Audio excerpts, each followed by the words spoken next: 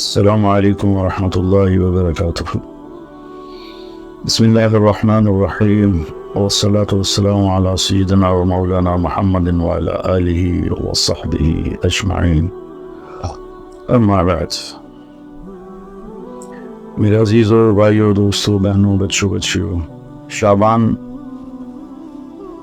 سے پہلے ہی اللہ کے نبی جب رجب کا مہینہ آتا تھا جو اس سے پہلے گزرا ہے، تو اس میں وہ دعا فرمایا کرتے تھے، اللہم بارک لنا فی رجب و شعبان وبلغنا رمضان، یا اللہ ہمارے رجب اور شعبان میں برکت عطا فرما اور ہمیں رمضان مبارک نصیب فرما۔ ان دو مہینوں میں گویا آپ رمضان کی تیاری شروع فرما دیتے تھے۔ اردو زبان ایسی ہے جس میں کوئی لفظ بیکار کا نہیں ہے، بے معنی نہیں ہے۔ جس ہم کہتے ہیں چائے وائے، روٹی شوٹی، پانی وانی، کھانا شانا، تو یہ شانا وائے یہ سارے وہ الفاظ ہیں جن کا کوئی مطلب نہیں ہے۔ عربی میں ایسا نہیں ہے، اس کے ہر لفظ کا بلکہ ہر حرف کا مطلب ہے۔ شعبان ایک مہینے کا نام ہے، لیکن شعبان کو شعبان کیوں کہتے ہیں کہ اس مہینے میں عرب شاعر پانی کی تلاش میں نکلتے تھے۔ شعب کہتے ہیں متفرق ہو جانا، بکھر جانا، پھیل جانا۔ تو اس میں عرب چونکہ صحرا ہے، یہ عجب ملک اللہ نے بنایا ہے، یہ جزیرۃ العرب، جزیرہ نما، اس کے تین طرف سمندر ہے۔ ایک طرف خشکی جو اردن کے ساتھ، شام کے ساتھ جا کے ملتی ہے، عراق کے ساتھ۔ تین طرف سمندر ہونے کے باوجود یہاں دریا، ایک دریا نہیں، اتنے بڑے ملک میں پاکستان سے 5 گنا بڑا ہے، تو ایک دریا نہیں، اور اتنی تھوڑی بارش ہوتی ہے۔ جزیرہ نما جو ملک ہوتے ہیں وہاں تو بارشیں مسلسل ہوتی، وہ دھڑا دھڑ ہوتی ہیں، لیکن اللہ نے یہاں کے پہاڑوں کو اس طرح سے ڈیزائن کیا ہے کہ بارش کی ہوائیں اس سے ٹکرا کے واپس ہو جاتی ہیں۔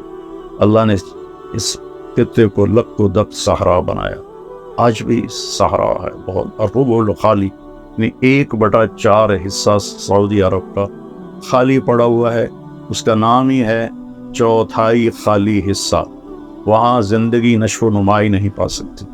تو عرب کی عرب کا جو جغرافیائی ایک تھا سٹرکچر، اس میں وہ کسی ایک جگہ رہ نہیں سکتے تھے، چند ایک شہر تھے جو آباد تھے، باقی وہ ہر وقت وہاں پانی آیا تو پورا قبیلہ وہاں چلا جاتا تھا، پھر پانی ختم ہو گیا، پھر پانی پہ لڑائی جھگڑے، پھر کسی اور جگہ پانی کا سراغ ملا وہاں چلا گیا۔ تو پانیوں اور چارے والی زمین کی تلاش کے لیے شعبان میں یہ نکلتے تھے، اور پھر آ کر اپنے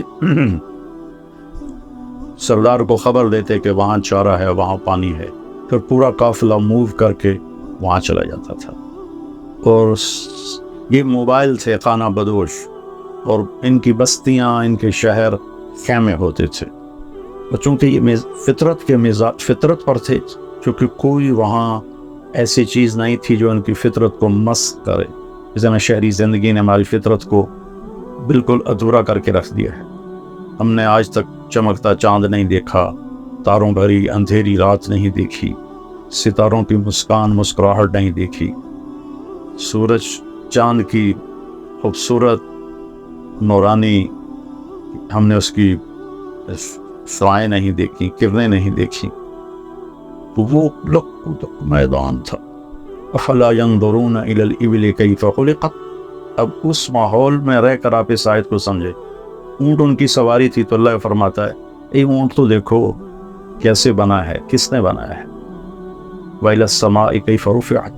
جب تم صحرا میں سوتے اور اوپر تاروں بھری رات ہوتی ہے یا 14ویں کا چاند ہوتا ہے، یہ کس نے اوپر کھڑا کر دیا۔ وَإِلَى الْجِبَالِ كَيْفَ نُصِبَتْ۔ یہ تمہارے چاروں طرف پہاڑ ہیں کالے سیاہ، یہ کس نے کھڑے کیے، کیسے کھڑے ہو گئے۔ وَإِلَى الْأَرْضِ كَيْفَ سُطِحَتْ۔ اور یہ زمین بچھونا کیسے بن گئی، اس میں تم سفر کرتے ہو، نہ تمہارے لیے زمین کو سکیڑ دیا۔ تو وہ یہ کلچر تھا عرب کی بود و باش اور تہذیب کا کہ یہ موبائل رہتے تھے، جب ایک جگہ بستی آباد ہوتی تھی تو جو فطرت میں ہوتا ہے اس میں مزاج عشق بہت طاقتور ہوتا ہے. اس لیے عربی شاعری کو کوئی نہیں پہنچ سکا آج تک. عربی شاعری مزاج عشق میں، حصے لطیف میں، حالانکہ وہ ان پڑھ تھے لیکن ان کا شاعر کھڑا ہوتا تھا بغیر تیاری کے 100 شعر فی البدی پڑھ دیتا. فی البدی سے مراد ہے پہلے سے کوئی تیار نہیں کیے ہوتے تھے، بس کہتا تھا اور کہتا چلا جاتا تھا. تو عشق و محبت بھی ہے جی. عرب کا عشق زنا سے پاک. میں نے عرب جاہلیت کی تاریخ پڑھی ہے، میں پڑھ کے حیران ہو جاتا ہوں کہ کیا عجیب لوگ تھے. اور اللہ نے وہاں کسی فاتح قوم کو جانے کا موقع نہیں دیا کہ سب کہتے تھے ریت میں کیا پڑا جو ہم لیں، تو وہ محفوظ رہے. ان کی عربیت، ان کی فطرت محفوظ رہی. نہ ایرانی آ سکے، نہ اس میں رومن آ سکے. یہی اس وقت کی بڑی دو طاقتیں تھیں. نہ قبطی آ سکے جو مصر کی طاقت تھی. تو اپنی فطرت میں تھے. تو ان میں عشق و محبت کے جو اشعار ہیں نا وہ ایسے ٹکڑے ٹکڑے کر کے رکھ دیتے ہیں.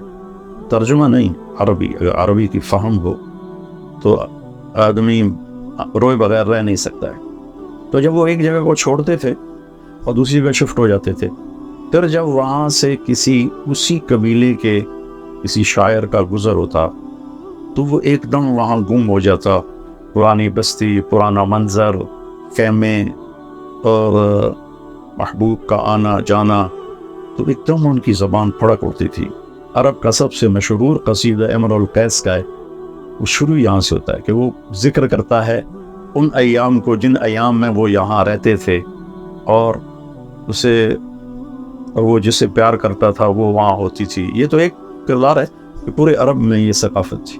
تو وہ شاعر اپنا قصیدہ لکھتا ہے تو اس سے پہلے اس تصور کو لاتا ہے. یہ شعبان سے جڑی باتیں آپ کو بتا رہا ہوں. گزر ہوتا ہے بس. اب تو وہ جگہ اجاڑ ہے لیکن وہاں وہ گارے کے نشان ہیں اور کچے اینٹوں کے نشان ہیں، سیاموں کے کھوٹوں کے نشان ہیں. تو ایک دم پیچھے اس کے جھروکے کھلتے ہیں ماضی کے، اور وہ ایک دم آواز لگاتے ہیں اپنے ساتھی کو، کفا، ارے ٹھہر جاؤ. تو وہ اس کے ساتھی کہتے ہیں کیا ہو؟ نبکی من ذکر حبیب و منزل بسقط اللواء بین الدخول فحومل.